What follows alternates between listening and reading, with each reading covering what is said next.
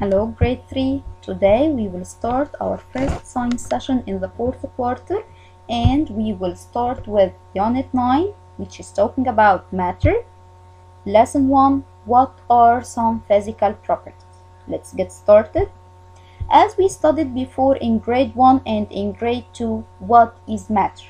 We said before that anything around us that takes up space is matter. Let's have a look around us. You can see in your room, your bed, window, curtain, carpet on the floor, the door, your desk, your books, and many other things. You have even air which you breathe. All these things are kinds of matter because they take up space. Even us, even yourself, you are made of matter. You take up space when you are standing, when you are walking, when you are sitting, when you are sleeping. And no two objects can take the same space. While you are sitting, no other one and no other thing can come and take the space which you are sitting in. So no two objects can take the same space. You can describe matter by naming their physical properties. What is the meaning of this new item? Physical property. It's something which you can observe, you can see, you can describe, or even measure using something or using your sense. A physical property is a characteristic of matter that you can measure or observe directly. What is the meaning of this? You can observe color. When you look at something, you can observe its color. You can observe its size. You can measure the length of something. So all these are physical properties. Again, what is the meaning of a physical property? It is a characteristic of matter that you can measure or observe directly. Like size. It could be big or small. It's one physical property of matter. Size could be big or small. Here we observe it with one of our 5 senses, with our eyes. The size could be big or small. Another physical property is shape. It could be oval, round or circle, square, heart, star, and many other shapes. So the shape is a physical property of matter which we can observe. Another physical property is color. It could be red, blue, yellow, black, green, pink, purple, brown, white, or any other colors. So till now we said that we have 3 physical properties, which are size, shape, and color. Mass is also a physical property of matter. But what is mass? Mass is the amount of matter in an object. How much matter is there in an object? Or we can say that mass is a measure of how hard it is to move something. Is it easy to push the wall of your room?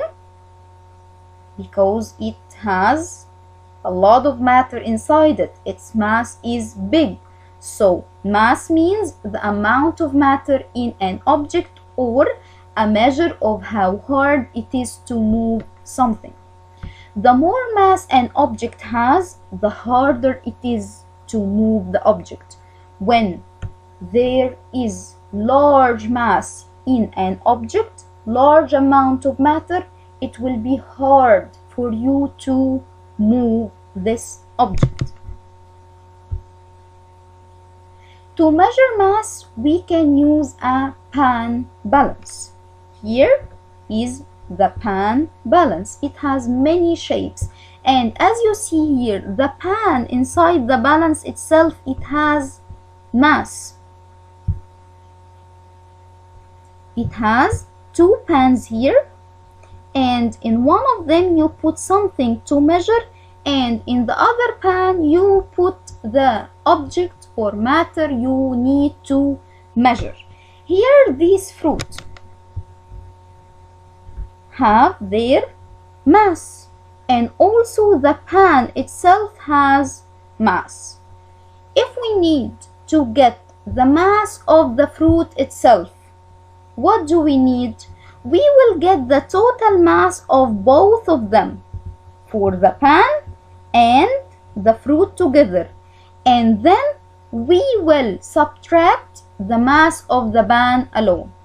Again, this point, to get the mass of matter alone, first we need to measure the mass of the pan without putting anything inside, and we will know the sum, we will know the number. Then we will put the object like this fruit which we need to measure in the pan, and we will measure. Then we will subtract the total mass and the mass of the pan. Of course, we could remember that the unit which we use here will be gram for small masses and kilogram for large masses. So the tool which we use to measure mass is called a pan balance, and the unit which we use is gram or kilogram. Another physical property is volume. What is the meaning of volume? Volume means the amount of space an object takes up. How much space does it take here? If you have a cube like this or any solid object, and we need to know its volume, we will multiply three things: its length, its height, and its width. Here we have length times height times width. 10 times 10 times 10, and it will equal 1000. And the measuring unit here will be cubic centimeter. Again, length alone is measured with centimeter. Height alone is measured with centimeter. Width alone is measured with centimeter. But volume, all of them together will be measured with cubic centimeter. So again, to find the volume of any cube or any object which is solid, we will multiply its length, height, and width. But to find the volume of a liquid, we need a tool which is called a graduated cylinder, like this one. It looks like a tube and it has scales here or numbers.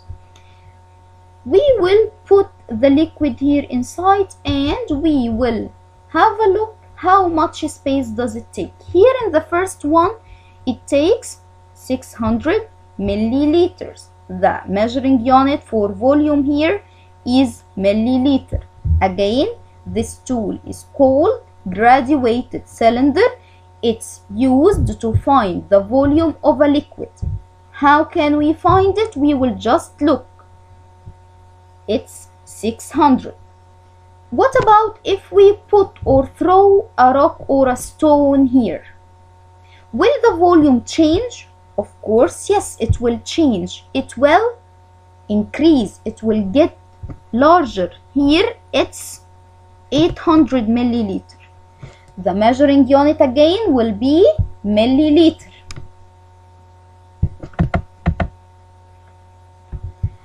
If we need to get the volume of this stone or this rock alone, how can we get it? The water alone before throwing the stone was 600. And when you throw it, the water rises up till it gets 800. So the volume of the rock or the stone alone will be 200. How did I get it? From subtracting the number of the volume here, 800 minus 600, which equals 200 milliliters. So the graduated cylinder is a tool which is used to measure the volume of liquids. Another physical property which we need to measure is temperature, and as we studied before many times, temperature is the measure of how hot or cold something is. And we use a thermometer to measure this property. To measure temperature, we need to have a thermometer is the tool which is used to measure temperature or how cold or hot something is. If we looked at this thermometer or any thermometer, we will find two scales here. One which has letter F, which is an abbreviation for Fahrenheit, and one which has C, which is another abbreviation for Celsius. Most weather reports use Fahrenheit scale, which is F. And on this scale, water boils at 212 degrees. This is the boiling degree for water. And it freezes or changes to be ice at 32 degrees. But in the other scale, which is Celsius, water boils at 100 degrees and freezes or changes to be ice at 0 degrees.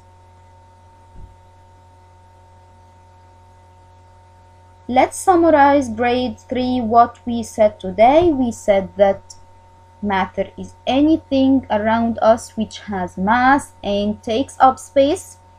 And we studied some physical properties for matter which we can observe or measure, like shape, size, color, and even mass, which is measured using a pan balance, volume, which is used or measured using a graduated cylinder, and temperature, which is measured using a thermometer. Thank you for listening, grade 3.